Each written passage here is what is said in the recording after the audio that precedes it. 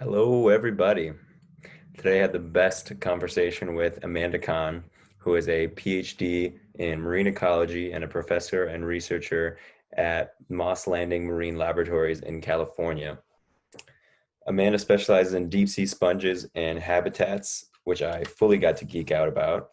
But we also talked about discussed the origins of life in the oceans and the endlessly interesting questions about evolution and its time up till today. This is just part one of a two-part podcast with Amanda because we had a little time constraint. And this was my first time meeting Amanda, but I absolutely love her and all the discussions we had. So I hope she comes on many times after these. Enjoy, guys.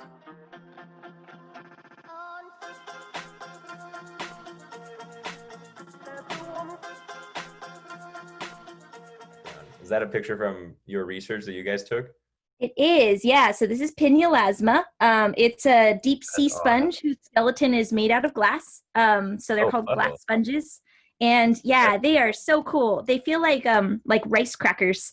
They're super lightweight and crunchy, but just really neat. That's super cool. Yeah, I cannot wait to dive in on this. If you want, just to start, I guess it'd be easiest. Do you want to give a little background on you, I guess the levels of education you've gotten, where you work now, even how you got involved in that particular niche? That'd be great. Yeah, sure. So I majored in biology in college, and I thought I wanted to do marine biology, but I really didn't know why or what I wanted to do.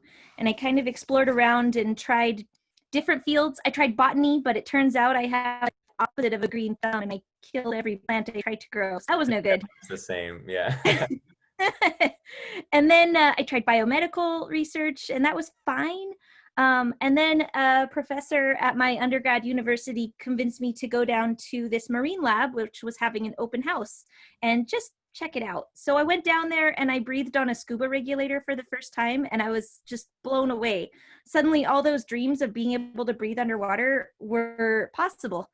So I went out and I asked them, "Hey, how would I be able to take classes here to go diving?" And they said, "Oh, you just need to get scuba certified and get 12 dives done, and we offer it in the fall." And it was spring, and I said, "Okay, challenge accepted." So over that summer, I got certified and I went diving a bunch so that I could take this class, and then that got me into. I was totally hooked. And by the way, that school was Moss Landing Marine Labs, which is where I have eventually ended up as a professor. So it's kind of a neat full circle. But just going through a quick kind of how I got here. After my undergrad, when I decided I wanted to focus on marine biology, I applied to a master's of marine science so that I could actually learn the marine science that I didn't know I needed to know it during my undergrad. Mhm. And I got accepted to Moss Landing Marine Labs. We'll see a theme.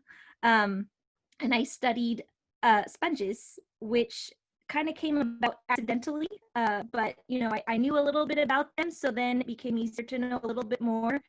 And then what What made solidified you, it was sorry to interrupt. What drew you to sponges in particular? yeah, nothing at first. I don't think anybody would start saying, "I think I shall study this small Yeah. esoteric animal that I know nothing about." Yeah. I was interested originally in crabs and other kind of charismatic, cool looking invertebrates. I always thought inverts were cool because when you look at a fish or a whale or a human, you can kind of answer the questions for a way like, does it have a head? Hmm. Does it have eyes or a brain? There's And something when you're familiar. looking at an invertebrate, all those questions are thrown out the window. Yeah, it's like, how does that thing work? Like, yeah, like Yeah, it's cool. Yeah. exactly. So I applied for a summer internship with the Monterey Bay Aquarium Research Institute, which is in Moss Landing in California, and I got it. And they said, "What animals do you know about?" And I said, "Well, I know a little bit about sponges and sea squirts and diving." And they said, "Great, you're going to study sponges for the summer.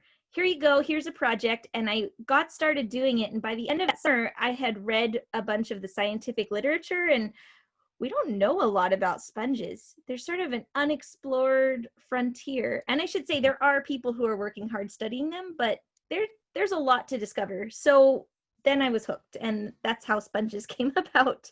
Yeah, that's super awesome. Yeah, even just from like the light, it's so cool. Again, this podcast is pretty new and kind of what I intended for. It was obviously for me and anybody in the same position that I am to kind of, it's cool that with a podcast, you can get a really cool, basically crash course education on whatever you want, because you can talk to like brilliant people like yourself and learn so many things. And I wanted to learn a bunch, like basically anything about the ocean, sustainability, like technology, all there involved. But yeah, doing the light research before the podcast is so cool too. And even just looking into sponges for a little bit, yeah, there's so much, and it makes sense that there's not too much known because it's so much like deep sea, so we have like probably the most limited access to that kind of marine animal. But yeah, continue. Yeah. Yeah, no, you're exactly right. So, I mean, I think that's what drew me to the deep sea then too, is if you want to explore new worlds, you could become an astronaut or you could study the deep sea. And Yeah. suddenly there's this part of our planet that we know so much less about and that we've explored less than 5% of, even though it's the largest habitat by area on our planet. I hope that's So, yeah, like to me the ocean, yeah, like space is super cool to me too, but like we have the oceans here, like this should have as much focus. we um do. it's Yeah. so cool, it's so cool. What's great is we use a lot of similar technology to study the ocean, or at least there's sort of tech transfer between aeronautical stuff and marine things. So, like at one of the deep sea study sites that I've done research at, Station M, they've created a bunch of different instruments to monitor it long term, like over the past 30 years. And The one of ocean. them is called the Benthic rover, and it actually is similar in theory to the Mars rover, where it's autonomous, it rolls around on the seafloor, it has samplers that are programmed to sample after X amount of time and take these measurements and then turn into the currents and then move into the currents for X number of meters. So it's really cool. And there has been communication between the aerospace and the marine world in terms of what technology works, how to Mhm. deal with pressure. We don't have to worry about high temperatures with burning through the atmosphere, but we have Yeah, to deal with crushing pressure and really low temperatures. So um, limited battery life, all kinds of things that you'd have to worry about there's so in many space. similar things like that overlap. That's something I've thought about too, especially when like undertaking this, because I mean, yeah, I'm interested again in the sea even more, but like the space stuff too. And it seems like so much of it is like they're like siblings. Like it's so much of it, especially with robotics, which like I'm really interested in that side. So many of the challenges they face seem to be really mirrored, or would research in either one would always end up helping the other one. So that's so cool. I didn't Yeah. know Benthic rover either. That's so cool. Oh, I will send you links. And yeah, if you want to interview some of the people involved with developing the Benthic rover, I can definitely get you Oh, that names and put you in touch. definitely, that'd be amazing. Yeah, yeah, it's a cool instrument. And yeah, actually, I was interested to learn as I studied sponges more that NASA has an interest in, a lot of ocean research. So of course, NASA has a mandate to study space, but also to understand planets and how planets work. And we live on a planet, so it's great to study our planet. So they support a lot of ocean research and freshwater research too. So there are um, a lot of I didn't know NASA that. funded efforts to study things like sponges and the evolution of life, or how life might adapt to weird pressure or weird chemical conditions, because those conditions may exist on other planets. Mhm. Yeah, that's so cool. I just recently, I'll try to make this tangent super short, but listened to a podcast on this. I forget her name. I need to get her name, but she's like one of the lead researchers on like exoplanets, and she's like leading that, like trying to find other planets that can potentially sustain life or have life already on them. And they're doing it a lot based off because like the existence of like oxygen kind of signals like life, so they're trying to find better ways of detecting the amount of, because they can do it based off the way like light is reflected, but it's hard because a planet gives off so much less light than a star, so it's hard to like kind of get the light from the star away so you can get a look at the planets. But yeah, that was a super interesting podcast, and yeah, I love all Yeah. that stuff. Oh, super cool, super interesting. Well, who knows what we'll find on Venus next, right? I just saw in the news Oh about how really? there's interesting is it some kind of gas signature in Venus's atmosphere Hmm. that tends to be produced by animals, or by life, I should say, not animals. Yeah, that's awesome. I did not hear about that at all. That's something I definitely want to make sure to ask you and anybody else I talk to is like, I love that there's so many ways to kind of curate the way you get your own like information stream. So I love hearing like where everyone's getting their like, especially for like science and things like their news, you know, it's so cool to be able to tap into Yeah. everybody else's Well, little. I'm curious, how do you do it? Mine's pretty random in terms of, so a little bit of background on me. I graduated pretty recently and I studied more the business and some engineering side. But in terms of both my parents were researchers and are both biochemists. So I have I grew up with it and I love it. So always science surrounded and interested. So that was always good. I got to work in a lab like in high school. So I know pretty well the research process, probably, or at least the general one. I'm really interested to learn about yours, like where it's actually more like field work and actually, I definitely want to ask you questions about that. But I've always been super exposed to science and super interested. So for me, it was mostly just reading or searching through like even like Medium. Yeah, I love the people side of everything, which is the more business side for me. So I was super happy when I had this idea because to me the best way is talking to people like yourself. I love it. Yeah. Yeah. Oh my gosh. Well, and you have the business knowledge, not to distract too much from the podcast recording things, but No, totally you good. could consider looking at things like I don't know what you plan to do for a career, but Mhm. I met with folks at the Gordon and Betty Moore Foundation and folks at the Chan Zuckerberg Institute recently. Mhm. And I mean, they have program officers and program managers whose job is to basically create connections and That's super help, cool. Yeah. kind of link up people who might be able to work together. For And it research, sounds, yeah, for research. So this that's was cool. It's like this development of was a the meeting research that was all world about because I know. Yeah. symbiosis and understanding symbiosis. So it's a huge push right now to understand how does symbiosis work, and they look at all levels now. They started with just looking at things like endosymbiosis of mitochondria and chloroplasts in the Mhm. first eukaryotes and nuclei, but now they're also looking at just understanding how symbiosis evolves, how you can turn from something that's parasitic or predatory negative interaction to something that's maybe benign, or even how it Does that shifts happen a positive. lot in terms of that's something I never the first example you mentioned, which is basically how like eukaryotes came to exist, correct? Like how like Yeah, the mitochondria kind of came in and then became a part of it. Um, I'm probably getting a lot of things wrong, but no, it's pretty close. at least bases. I definitely want to cover a bunch of. This will probably be much more back to fundamentals for you, but it'll be good for me and anybody listening.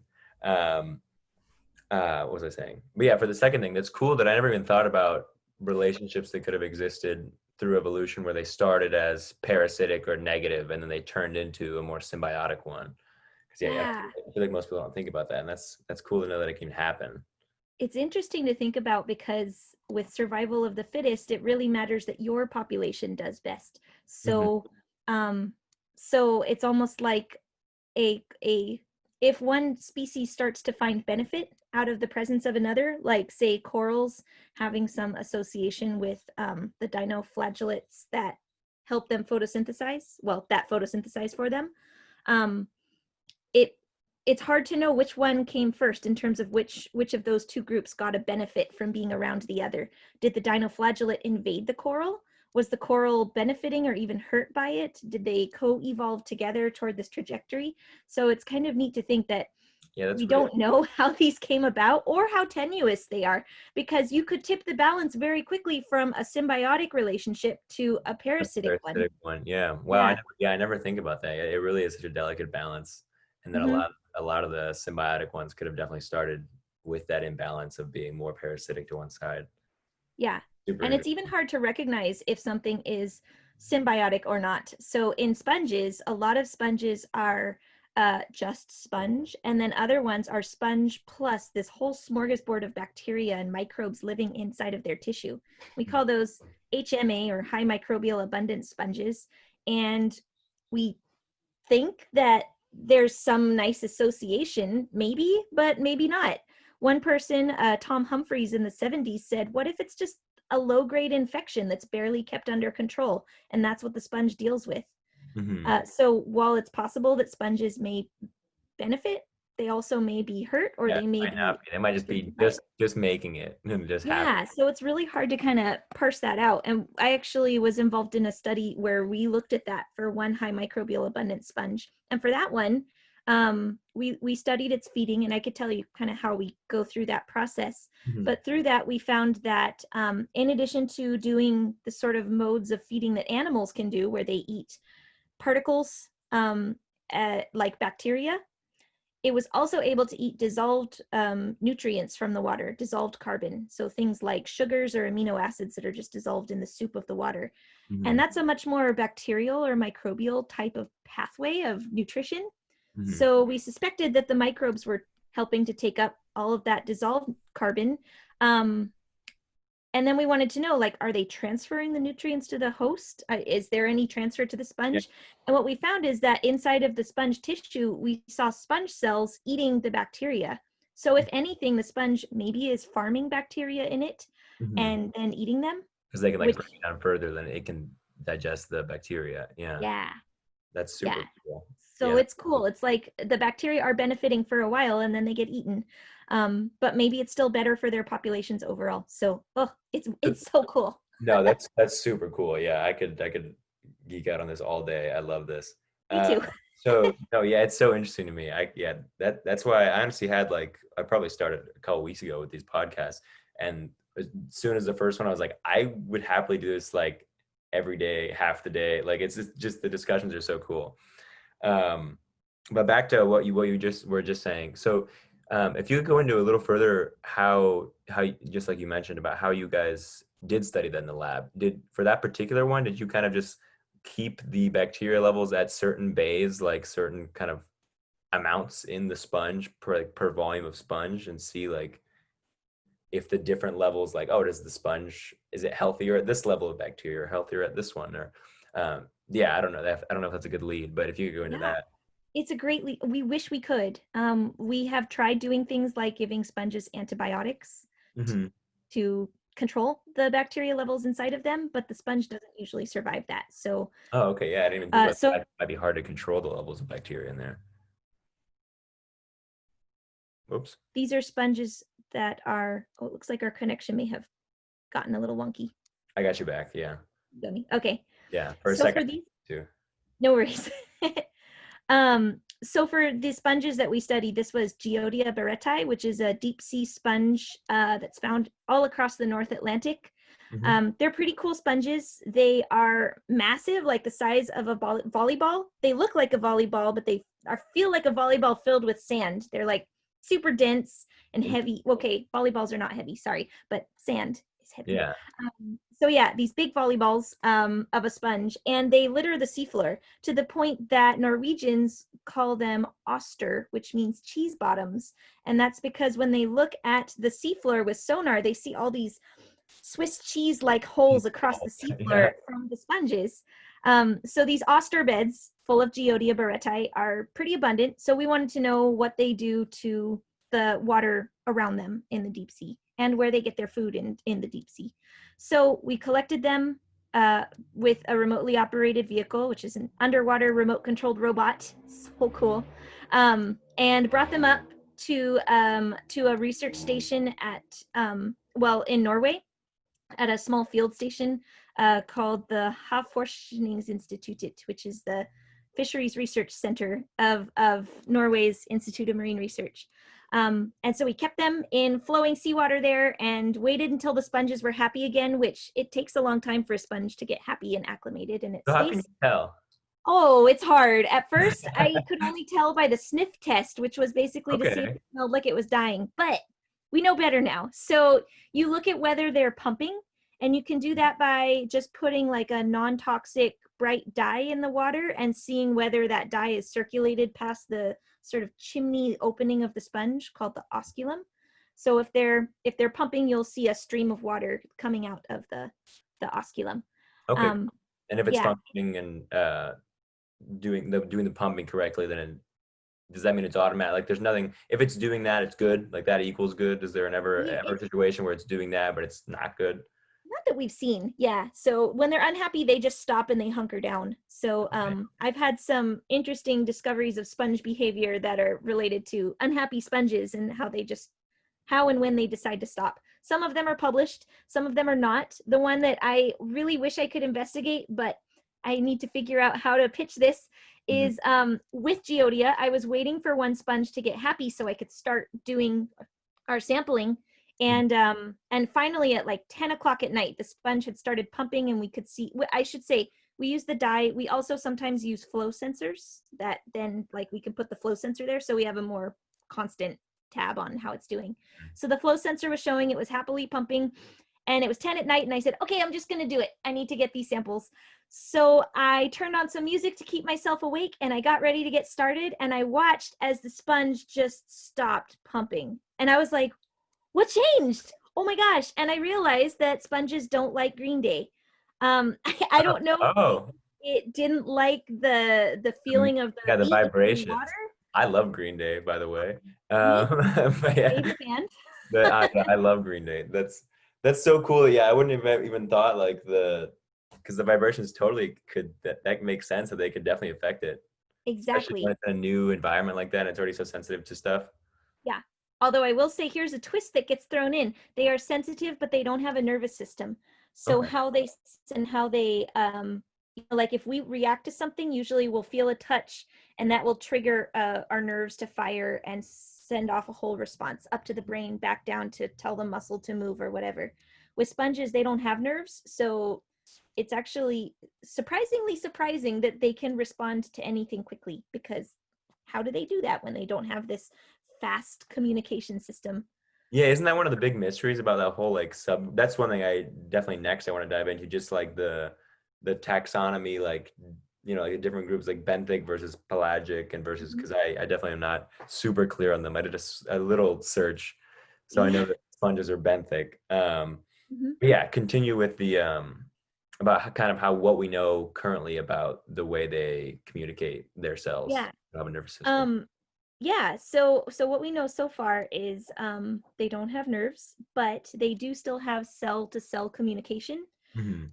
So we don't know how yet, but it seems like the chimney-like opening of the sponge where the water comes out, the osculum, it is lined with sensory cilia, which sounds esoteric, but actually those are the same little hairs sticking off of cells that we have in our ears or that make up the rods and cones in our eyes. So all of our sensing is also related to these primary or sensory cilia. So Okay, the cool. sponges have the sensors. We just don't know how those sensors then send a signal to the rest of the sponge. Mhm. But in studies of freshwater sponges, there have been really cool studies that have found that certain neurotransmitters like glutamate can trigger a contraction of the sponge. And if you disrupt or get rid of those cilia in the osculum, it no longer has that response to glutamate. So Okay. that indicates that those are the sensors. They detect something. Glutamate is one trigger that causes then some response to propagate. But Mhm. otherwise, the rest of what we know, well, sponges also can stop pumping related to just shaking their container. So they feel vibrations, which now I know from Green Day. Mhm. Um, and then um, let's see, oh, sediment. So if there's an irritant in the water, then a sponge might start changing its pumping behavior. So yeah, we know a lot of the triggers, we just don't know the mechanism. It's suspected it might be a wave of calcium, and that's because that's kind of the way that human kidneys work with their primary cilia. So human kidneys have to detect water flow. Sponges have to detect water flow because they filter feed and pump water through their bodies. Um, and so with kidneys, when the cilium bends in the water flow, that helps to kind of open up channels that could release calcium into the water and then tell other cells nearby what's going on. Yeah. That's really Um, interesting. Yeah. so when the water flow gets less, then the cilium stops bending, and that closes off Mhm. some of those junctions or some of those spaces.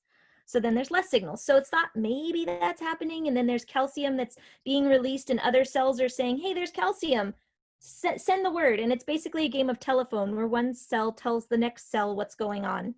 Hmm. But what's neat is I should have sent you a video of this, but you can have a coordinated response of an entire sponge, just like in slow motion. And that's one of the big takeaways that I've had from studying sponges, but also deep sea animals in general, is that animals live on very different timelines, even though we all are living in the same time. So, so I always think of squirrels to explain this. Like when you watch a squirrel, its life seems like it's on fast forward. It's just constantly looking around and reacting to stimuli so fast. And a sponge, it's the opposite. When you watch a sponge, you can't really see what's happening unless you do time lapse. And then suddenly you start to see that there are a bunch of behaviors and things happening just on a much, much slower time scale than we function at. So with the freshwater sponge, if you poke it or if you add glutamate to the water, it will react and it will do what's called a contraction inflation response, or as we call it, it'll sneeze. So it'll kind of open up all of its canals really, really big and then squeeze them together to basically do an achoo and expel out any kind of irritants that may have been in its canals. That's so cool. And it does it in its like time flow perspective, like it does it slowly. Exactly. That whole sneeze takes about 40 minutes. So Cool. hard to see. You wouldn't hear That's the achoo. that's so wild though. Literally like 2 days. So I listened to different podcasts a few days ago. The guy's name was Manolis Kellis. I think the previous girl was Sarah Seaver. I remember her name. But anyway, he's a genomics researcher, and it's like the podcast in general is kind of about like AI and what is intelligence in general. So they were talking about just how interesting that whole time perspective thing is, because no one thinks about how crucial it is to if you're defining something as intelligent. Because they were talking about trees, because very much the same as a sponge, like their time perspective is so much slower than ours. Where yeah, if you're just looking at a tree, it seems like dumb. It's not doing anything, or like not intelligent, not alive. It's just but if you time lapse it and move it quickly, it looks like it's definitely like coordinating what it's doing. Like if you look from like a sapling, like growing towards things, it's so interesting.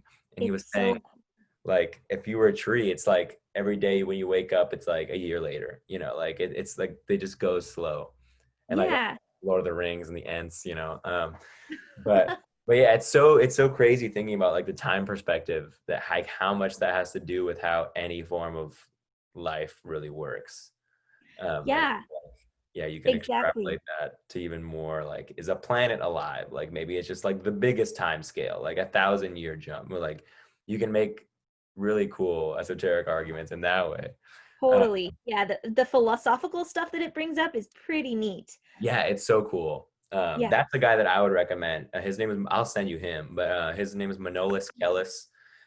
He does like genomics and like computer stuff, but he speaks just so beautifully about everything that is like biology. He's a Greek guy, so he's got that passion, but he's always talking about it. But yeah, the way listening to that guy talk, I could do it forever. Um, Oh, cool, cool, I'll make sure cool. to send you him. I'm sure you'll enjoy it. But yeah, back to sponges. Well, let me tell you how it works when we go out in the field. Yeah, that'd be great. So yeah, so when you go out and see a sponge, because of this whole time scale difference thing, it looks like a lump sitting on the seafloor. And so Mhm. I know you can see on my screen behind me one of the deep sea sponges. You wouldn't see one of these shallow, but you could see sponges in any water body you go into. So freshwater lakes in Indiana, or alpine lakes up in the mountains, or shallow tide pools out on the coast, all the way down to the deep ocean. So Um, what's the main difference between freshwater and saltwater sponges? oh, just the salinity actually. So freshwater sponges are a marine group of sponges that recolonized freshwater, or that colonized in general freshwater. Oh, okay. So Yeah. they have one origin, and that origin is the ocean. And we don't quite know how they made that jump, but they Mhm.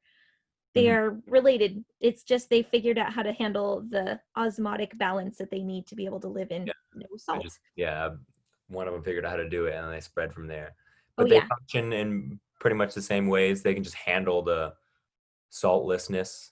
Yeah. So they have contractile vacuoles in their cells that work on overtime, and those basically just fill up with fresh water and then squeeze it out of the cells. And then they fill up with fresh water and then squeeze it out. So they're constantly keeping their cells at a different osmolarity than the water around them. And that's how they do it.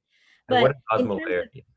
osmolarity is yeah, it's kind of like salinity, but it's related to how much is dissolved in something. So you know how your fingers turn pruny when you go in the water? Hmm. That's because the cells in your skin are a different osmolarity than what it is in the water. There are more So is that salts like the and concentration based on moles, like per volume of your cells?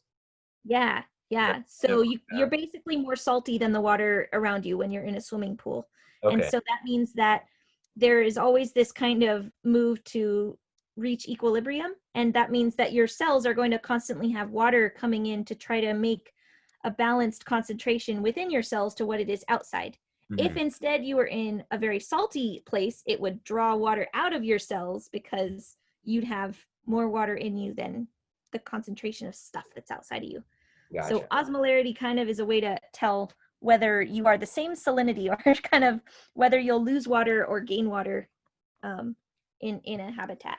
And is that metric only used for salinity or any nutrient It's that you any nutrient. Yeah, balance? that's Okay. that's kind of where osmolarity comes from instead of saying salinity, Mhm. just because it kind of encompasses the everythings. That's really cool. That's a good term to know, though. Osmolarity. Yeah. Yeah. Yeah, Yeah. I know. It's one It's of those it's hard balancing, I think, talking about science and avoiding the terminology because oh I yeah. am a big Uh, fan of making science like communicating science easily because we see the world around us. We know what's going on, but as scientists, uh specifically they have to make big words to describe not big words, but make words to describe these yeah. things so that we don't Long have specific words. Yeah.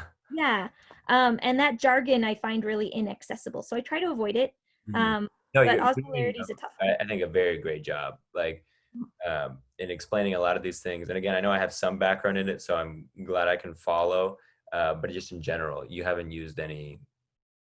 That's part of the weird part too. When I started doing this podcast thing, is I know there's some. I'm trying to get rid of the like, not make it just for me. Or even if there's some things I know I understand, try to make it like even more. Like for anybody that's coming outside of it completely. Yeah. But I think yeah, I think you're doing a fantastic job. Oh, cool. Thanks. Yeah. So thank I you. do want to say you asked me for a couple of definitions earlier that I didn't get to. Oh, for sure. So Yeah, let's get to them. really quickly, what is benthic and what is pelagic? Benthic just means living on the seafloor, and Mhm. pelagic means something in the water column. So all sponges live on the seafloor, so they're benthic animals, and they eat microbes and things that are in the water. They feed in a way of feeding called filter feeding, where they have a series of filters and canals that pump water and catch those particles from the water column. So these benthic animals are eating pelagic food, or pelagically derived food. And so then we have a term that we made a giant term of in science that makes it sound complicated of benthic pelagic coupling. But what that means is Yeah, we've I got saw a that. link Ooh, what's now. this? Let's unpack this. Yeah. Exactly. All it means is that the sponges are one group of animals that create a link between the seafloor and what's going on in the water above them. That's so cool. Um, So the sponges are the ones that make that coupling of yeah, of the benthic layer. Sponges are the ones that make that link. among others, yes. There are Okay. others that also do that. But sponges are a big player. One of the things that really, I think, drew me to sponges once I started getting interested in them was that they, as a group, can eat particles as small as bacteria. And Mm, most animals can't capture bacteria, either like maybe we'll eat it accidentally if it's coating food that we're eating, but mhm, we don't choose that as a food source. We can't, it's too small. mhm, So sponges create a really important link to all of the bacteria as food for other animals. So by eating the bacteria and then turning it into sponge tissue or sponge poop, the mhm, sponges are making the bacteria into food forms that are accessible for other animals. mhm. So I so otherwise there's kind of a paradigm shift that's happened where we're trying to understand the flow of carbon through different food webs. When I talk about carbon, I often think of it as just food. Mhm, So we all eat carbon food. mhm. Um, so uh, so animals are pretty important to carbon cycling. Um, animals like sponges, but also like cows will eat, carbon and then turn that into tissue, and then that will get eaten by a predator. But also that carbon is made through processes. For cows, they often eat grass. Grass produces food as biomass by taking carbon dioxide from the air and doing photosynthesis and making sugars, right? So it's cool because that's one of those conversions where you're taking some food source, carbon dioxide, and plants are turning it into plant tissue, which is then edible by the rest of the food chain. In the ocean, sponges are taking up bacteria, which often is not accessible to other animals. And the carbon of bacteria is therefore being put into that marine food chain. I will say, that's still not forming the base of the food web like grass would or like plants would in the land environment, but that's because the sponges that I study are in the deep sea. And, or I shouldn't say because, but I think one of the things that then drew me from sponges to deep sea sponges is that in the deep sea, you can't have photosynthesis happen. It's dark. At all, yeah. No light penetrates. So that whole basis of the food web is gone. And instead, who eats whom and where does the food originally come from? So one of the big discoveries of deep sea biology in kind of the 60s and 70s was determining how food got to the deep sea. And that carbon comes from the surface, 4,000 meters above it, 2 miles above it. And so their photosynthesis can happen. Plankton will bloom and they will take up carbon dioxide from the atmosphere or that's dissolved into the water. They'll turn it into plankton biomass, just lots of little cells of phytoplankton. Those get eaten by zooplankton, and eventually that either gets pooped out or the plankton die and sink down to the deep seafloor. And that carbon is what fuels the whole deep sea. And it's crazy to think about because on the way it has to sink. Some of it breaks down and dissolves into the water. Some of it gets digested by bacteria and microbes and gets turned into other forms. And some of it just kind of gets eaten by other things. So that by the time you get to the deep seafloor, you only have about 1 to 3% of the nutrition as carbon that was there at the surface. So all of a sudden you're looking at this extensive habitat that is incredibly food limited, and it relies on this. So we call it marine snow, this stuff sinking down through the water column, through the marine environment and snowing down onto the seafloor. It's super important, but snowfall is never like a huge storm. It's like a trickle snowfall. It's like a drought. Trickle, yeah. Yeah. So anybody who can take advantage of novel sources of food or who can bring in new sources of food, I think is pretty important. To bring it back to sponges, that's why their connection with bacteria in the deep sea feels especially important. Yeah, because they have like you said, they go as small as bacteria, but they have a pretty wide range, right, of the thing, like in terms of going up above that in terms of size of the things they can digest, right, and the types of things. So yeah, really wide range, but still microscopic. So they'll eat things as big as maybe 20 micrometers in diameter. Not even sure what 20 micrometers. Well, it's about 0.02 millimeters. It's still small, but it's about the size of a diatom. So yeah, they can eat bigger things, but their preferred food is bacteria. Oh, okay. Which opens up another can of worms. How do we know about food preference? From the types of feeding studies I do.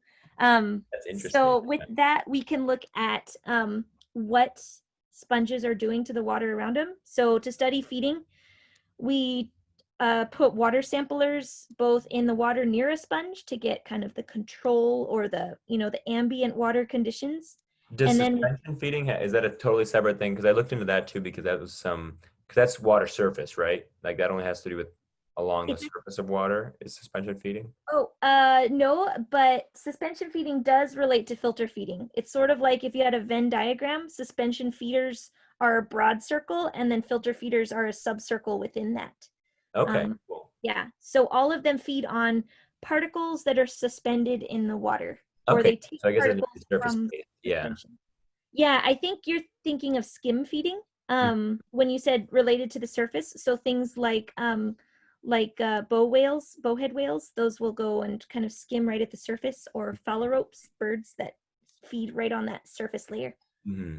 Yeah. Yeah, So with back to sponges, eating. Oh yeah, they go ahead. no, that's okay. Yeah, so with sponges, they take food from the water, and the food is very dilute in the water relative to what they kind of need. So they have to pump lots of water past their filters, capture that food, and then digest it. So that means they need to catch it, and it turns out they're really selective with what they catch. They really like bacteria, and specifically they like live bacteria. So if some bacterial cell of the same size passes through this water filtration system, the sponge might not take it up. It'll just pass it through, which means it has to handle and recognize every particle that goes through. Yeah, that's really And from our study, so the way that we actually find out what they eat is we compare the chemistry and the cell concentrations of the stuff in the water before it passes through the sponge. And we also collect water that's kind of the effluent that passes out of the sponge after it's filtered. So remember, they have this kind of chimney that all the water gets pumped out of. So we can put water samplers right there and sample really precisely. And so comparing what's removed or changed from that water gives us an idea of what the sponge has done to it. With that, we find that they eat bacteria and they pee out ammonia, which is actually a very normal thing for animals to do. And with that, we find that they can capture bacteria with 95% efficiency. So that means that 95 out of 100 bacterial cells that pass through a sponge are eaten. It's crazy to think wild, yeah. Productive, because a sponge pumps a huge amount of water. So one of the sponges that I studied, Afrocalistes vastus, the cloud sponge, pumps about 9,000 liters of water through its body each day. So you can imagine just like, oh my gosh, that is so much water, and they catch almost all of the bacteria in it and remove it. How quickly do they grow? Does that kind of sponge grow faster? No, it doesn't. They grow about 1 to 3 centimeters per year. Wow. Their growth seems to be tied, yes, to their feeding, but also temperature where they live. So cloud sponges are also deep sea sponges. Where you might find faster growing sponges is in shallow habitats where there's more food available and higher temperatures.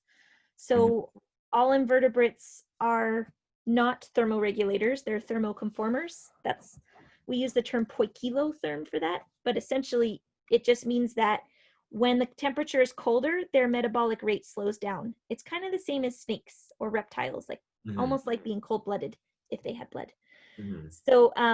So when it's colder, they just slow down. And when it's warmer, their metabolic rate speeds up to a point. And then there's a critical point where then if it gets warmer, their metabolism crashes because it's too warm for them to function. And that's actually one of the threats to sponges and lots of invertebrates in the oceans is ocean warming. So the ocean's temperature has been steadily increasing. We can see it. It's been monitored since the 1950s in the Mauna Kea, Mauna Loa, Mauna Kea. There's a long-term time series out of Hawaii that basically also has ocean temperature and shows this. So, eventually there will be a tipping point where... Oh, okay, cool. The audio just changed for a sec, but it's back. Oh, okay. Good, because I couldn't remember the name of the monitoring station. Yeah, well, so we know ocean warming is happening, and there is a tipping point for all animals for when that temperature becomes too much. And their metabolic rate is Do we know that range in kind of generally for the sponges? I mean, I guess there's just so many species of sponge. Exactly. Do we have an estimate of the amount of species of sponges? About 8,000 species. Okay, crazy. Yeah. We do know that one. And you know what's cool? This is the other cool thing about the deep sea. It's so unexplored or underexplored right now that there are still new species, like way more new species. Oh, I bet there's a ton. Yeah, we don't so you said 5% earlier as like an estimate. Is that of the total ocean or deep ocean? That's Oh, I don't know the answer to that. That percentage. I'm not sure. I want to say deep ocean, but yeah. But I think I heard sort of a back of the envelope calculation, like hand wavy. We didn't do this. We have no way to do this for real, but we estimate that only about 20% of the species in the deep sea have been described, like with So scientific cool. names. And That's so yeah, cool. and it's crazy what's down there because we're still discovering big things and things that have medically important compounds in them. So there was one sponge that I've been studying, it's feeding, and it turns out that that sponge is also being looked at because it creates a compound that is reactive against human pancreatic cancer cells. Oh, beautiful. So That's great. essentially it means we could discover a new drug that might help with cancer treatments in the future from the unexplored things in the deep sea. Yeah, that's the one area where the oceans got space beat by like a million miles. Where like there's super cool things in space, but you know you're not gonna find too much nearby. It's more cool like the things we could do, like potentially colonizing Mars, or like doing stuff up there and figuring out how to move around up there. But in terms of like exploration, there's so much more that we could potentially find that could be very useful to us down here or down in the Absolutely. ocean. Yeah, and we've already done what we have explored, we've found really valuable things. So again, I mostly know the things about sponges, but this is true for lots of different animal groups. But sponges were one of the first marine animal groups to be explored for these medically important compounds. And since that kind of ramped up, about 70% of the drugs that are derived from marine organisms that are currently used in medical treatments, from things ranging to anti-malarial treatments, anti-cancer, antibiotic or antimicrobial, things that came from the ocean, 70% of them came from sponges. And that's because That's the really first cool. person looked at sponges and said, oh, look, sponges were valuable. At the same time, there are a ton, like the second place is worms, marine worms. And who would think to look in a worm for the next cancer treatment? Mhm. Well, people are starting to, but we don't even know. I mean, what else we're going to find because we just haven't even explored these other groups. And yeah, there's a lot. Yeah. So do they know, is it primarily like you said, just the fact that sponges were one of the first ones they started looking into for that, and so that's why 70%, well, that's why it's disproportionate how much of the like things we've discovered come from them? Or do you think it's some kind of mechanistic thing? Like, do we know, are there any kind of mechanisms that we either hypothesize about or know that go on in sponges or anything in the benthic layer that has kind of more to do with like, oh, this creates chemicals that are more useful to us? Like, Yeah, that's a great question. And we suspect. Yeah, so we think that sponges were good candidates to start looking at because they can't move. So they're benthic. They're also something called sessile. And sessile animals are things that don't walk around, not mobile. It's the opposite of mobile. oh, So never did. Sessile just means like immobile, kind of. yeah. And if you're immobile, you can't run away from predators or you can't escape if you have bad conditions. So instead, sponges and other sessile animals produce compounds that are toxic or bad tasting.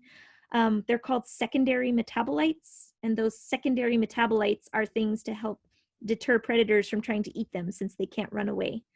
So it's thought that's why sponges were a good candidate. Corals would be, another sessile group. A lot of the marine worms are benthic and don't move around very much. So yeah, that was one of the ideas. They have to produce toxins to deter predators, and those toxins in small doses may actually be helpful. And if you think about something like a cancer treatment, they are a lot of toxins that are meant to target specific cells.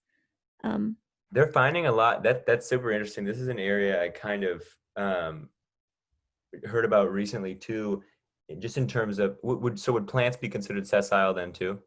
So yeah, yeah, so it's I never thought about the way you just described it makes it make more sense.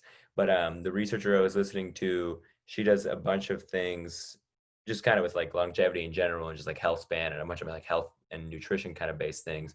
But she was talking about how now there's a huge area of study for the fact that the reason plants and like a bunch of different vegetables might be good for us are because these things might in actuality be like toxins that are good at stimulating like if you take a vitamin, it gives you straight, or like let's say you take like vitamin D, it gives you straight that into your system. But the way like plants will work is because of those toxins, it triggers that to be created naturally in your body, which is much better for like the um let's say you just took a bunch of vitamin D, you're going to become eventually like too tolerant to it. Like all your receptors are going to kind of like not want it anymore. But if you make it naturally because of taking in those toxins and wanting to make it more and making more receptors, it's better. So like they're finding the same thing with, they think a bunch of the benefits from plants might be the natural toxins they made over time to protect themselves, and we're taking them in, and it's kind of the effect from that is, so yeah, it's super related to that. But that's so cool that I never even thought about. First of all, I never thought about, and she had never mentioned that, or never went into the fact that it's because they're sessile and they needed to form that to survive. But also there's other like submarine sessile groups that could have the same, that could be Definitely. the reason they're so beneficial too. The vegetables of the ocean, basically, in terms. Oh, eat your That's cool. nutrients, but not too much because they'll be toxic. Yeah. Yeah. Yeah. I think too, I would call them sessile plants, but also I don't know if that term is used really on land. I think Mhm. that might be a sea term, Okay. marine term. Cool. Good to know. Good to know. But yeah, But that's I like it crazy because I interesting. don't know if we have a similar term here on land. Hmm. But yeah, that's a really interesting. What I'm trying to figure out, just because we're gonna have like basically a break in this podcast. Mhm. I'm trying to keep. There's so many topics we could talk about. The set ones for the second half. If you want to go over kind of just like the short list of why sponges and the whole area you study, the biggest importances of them, like the things they filter, like the different nutrients they filter, obviously like the medical side that we're finding so much use there. But yeah, just the biggest reason they are important to us and to just ecology overall, to their environments, to the world. Yeah. Yeah. They're sort of the underdogs we didn't know we needed. So yeah, I think you touched on them briefly. So I think the biggest value of sponges to us as humans is or directly useful would be their medical importance because they do produce a lot of these secondary metabolites that have medical value. So I have an acquaintance who's undergoing chemotherapy right now, and when she mentioned one of the drug names, it was helicondrin, which I study helicondria.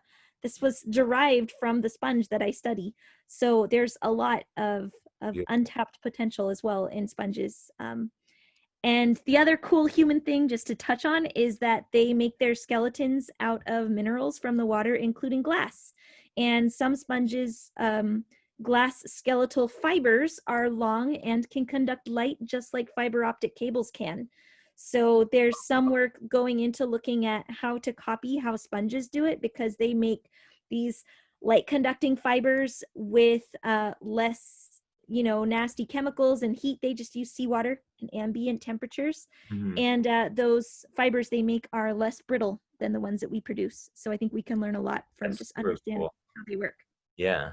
In So the environment, the ways that they're indirectly important is, I think, as the stuff that I study is like their importance in moving nutrients around, and I consider them almost like oases in mhm. food poor environments because they're able to tap into bacteria as a food source and bring that food into an otherwise potentially starved habitat and create food. Um, so that's, I think, the coolest takeaway of what sponges do. Mhm. They really affect the water around them. Yeah, that's so cool. How much time do you have before I have you're bored or too much? I have probably another 10 minutes, 15 minutes. Oh, I've okay, got cool. call it yeah. We I've can got do to that. call it Totally 10:30, but I fine. need a little bit of time to prep for it. Yeah, yeah, I would say I also have something at 1:30 here, so we can Oh, definitely okay. do like 10 minutes or so. Cool. But yeah, and I'll do some editing over this part, which is so cool. Great. But one cool thing that I bet will be interesting to you that I never really thought much about. Back to that guy Manolis Kellis, and they were talking about the same thing. That he got to talking about like the origins of life, and clearly it comes from like from water. But he was saying how like now there's um, uh, kind of like an interesting like debate and more research wanting to go in whether it started on the surface of the water, kind of like you said, like like from the light, like they Mhm. finally figured out how to like process that, and like that kind of trickles down to the deepest parts of the oceans. But there's also apparently a good bit of people vying for the other side, that it started from the deepest parts of the ocean and rose up, or it could happen at the same time, obviously. I guess that's an option.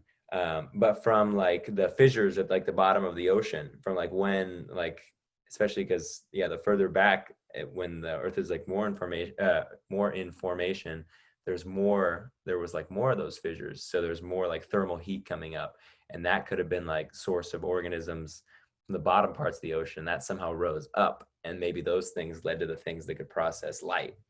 And he actually said, I think he was on that camp, or he thinks it came from the bottom, Ooh. which is they didn't go into it too much more, but that's just something I never thought about, and it was super interesting that like we don't know where life started.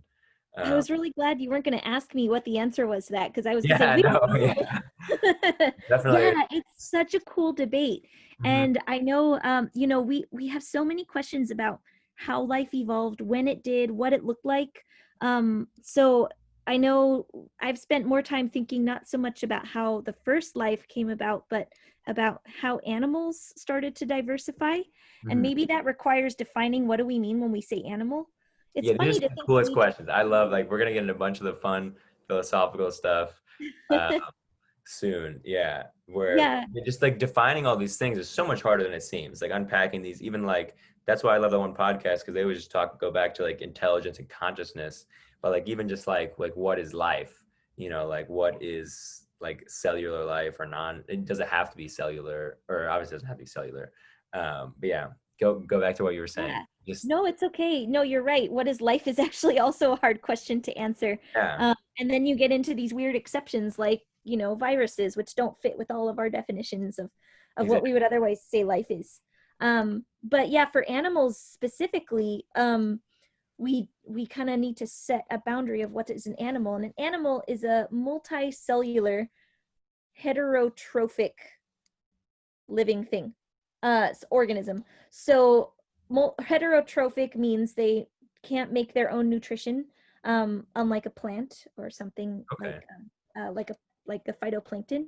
Mhm. And then the multicellular part is really important. So, you can think, actually there are a ton of really, really cool unicellular heterotrophs. Those are the protists.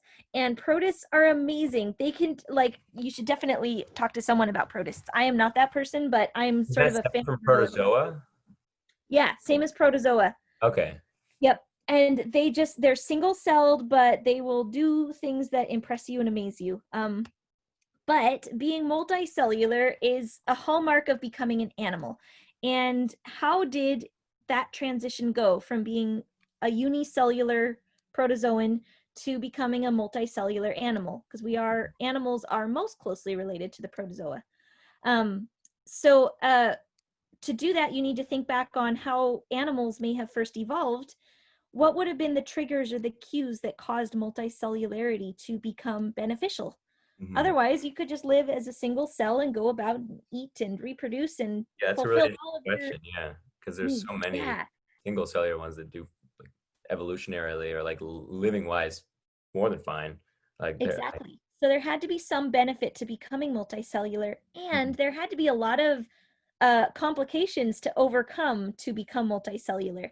mhm, So now when you think about any animal, like a crab or a fish or a human or a sponge or a coral, they're all multicellular, and a lot of them have to work in similar ways. But as you move farther kind of toward the oldest lineages of animals, you can start to try to puzzle out how that transition might have happened mhm, from unicellular to multicellular. And sponges are an important position in that question because they're one of the first animal groups to have evolved and kind of split from all the other animals. So they mhm, may still hold on to traces of some of those really, really early traits of becoming multicellular. So it seems weird to say that in addition to their ecological importance, sponges have really a lot of evolutionary importance for understanding how we came about. mhm. And when you ask, like, what does it take to be multicellular? What does it take to be an animal? you need to ask what's shared between all animals, and what is not shared with then the unicellular animals, and what can we therefore determine of what's like really essential to our being as multicellular heterotrophic animals. Yeah, um, interesting. Do we know yeah, how or why or when? Or we probably know when. Like sponges split off. we don't fully know when. We Oh, okay. suspect it's before the Cambrian. So the Cambrian explosion is an important diversification event in evolutionary history. Happened about 600 to 620 million years ago. And during the Cambrian explosion, there's a ton of great fossil beds that have been found that show that the Cambrian explosion was an explosion of different animal forms. And during the Cambrian, we already had corals. We already had cnidarians, which are the group that include corals. We already had sponges, worms, This prior to arthropods, the which are like explosion or crabs. the explosion? During the explosion, they were Oh, already there, which means that they must have come about before the Cambrian explosion, but we don't know when. okay. So the best estimates right now are maybe sponges evolved about 660 million years ago, so 40 million years before the Cambrian explosion. Mhm. But we don't know who else showed up. Sponges are fairly good at keeping fossil records because of their skeletons that kind of preserve fairly well. But gelatinous things like jellies or like comb jellies, ctenophores, those would just dissolve and they might not leave much of a trace. And why I brought up the comb jellies is because in the last 12 years, since 2008, there's been a very hot debate on which animal came first, the sponge or the comb jelly. There have been a few other contenders. There's also this really wonky small group of animals called the placozoans. Mhm. Um, and then also cnidarians, which include jellyfish, Mhm. have kind of vied for, or not vied for, but have been placed in that first animal category. And we ask, well, what are the implications if we have one animal in that spot versus another? And the cool thing is, if you recall about sponges, they lack a nervous system. Mhm. They don't have the same tissue structure that other animals have. I will argue that they do have tissue, but typically they're considered to have a more cell level of organization. They don't have a mouth or a gut, which is something that is pretty fundamental to most other animals. So Do they're lacking a cnidarians lot. have that? Sorry?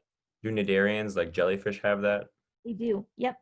Okay. Yeah. They might not have an opening on both ends of their gut. Mhm. They have a mouth that also functions as the part where food comes out of, Mhm. but they do have a gut. And it, comb jellies also, so they also have a nervous system and they also have Are a they gut. considered separate from cnidarians? Sorry to interrupt. They are. Yes, I'm sorry. I know it's kind of a misleading name because they have jelly in their name. They're gelatinous, but they're not the same group. Yeah, that's something I saw too when it was just listing the kind of benthic creatures. There was like cnidarians, which like it says like most jellies are here, and there was like a Fido or Plio something jelly, and I was like, so that's not a jellyfish. Like I was like, what is that? Yeah, the Yeah. ctenophores are not jellies in the sense that other jellies are. Mhm. Yeah. So jellyfish are cnidarians, like corals. And then comb jellies are separate. Okay. Have that name. So I'll use the word ctenophore to name them because that helps keep Honeycomb them. jellies. Yeah, Okay. but comb jelly is also known as ctenophores. Okay.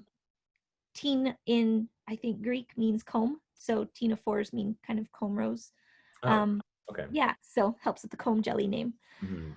So if sponges hold that sort of earliest animal position, then we could say that there were sponges, then there were ctenophores, then there were other animals. And so on that sort of march toward multicellularity and more complex animals, we've got a stepping stone where we've got sponges, which are multicellular. They have lots of different cells, but they don't have a gut. They don't have a nervous system. Then you get the next step, comb jellies, and that one has a gut and has a nervous system and has other things that we might recognize like certain forms of muscle. And then jellies have muscles that we're familiar with and that we have as well up Mhm. here in where humans are in chordates. And then we just keep on adding more and more complexity. Layers of But isms. yeah, so in 2008, a paper came out by Casey Dunn and colleagues that said our evidence actually says that ctenophores may have come first. What do you guys think of this? And since then, the debate has raged, and there's like, I don't know, there's some real antagonism going on. But it's interesting as a thought process, because if ctenophores came first, that means that when multicellularity came about, the first multicellular animals Already had developed systems. a gut and muscles and a nervous system, and then sponges lost all of that. Yeah. And then you kept going to adding that complexity. It would be so interesting. Just there's so many questions there about like, why did that break off, and why was it, clearly it was better for it to lose those for whatever environment it was in. That's so interesting. Yeah. Yeah. I think sponges don't need those systems, so they don't have them.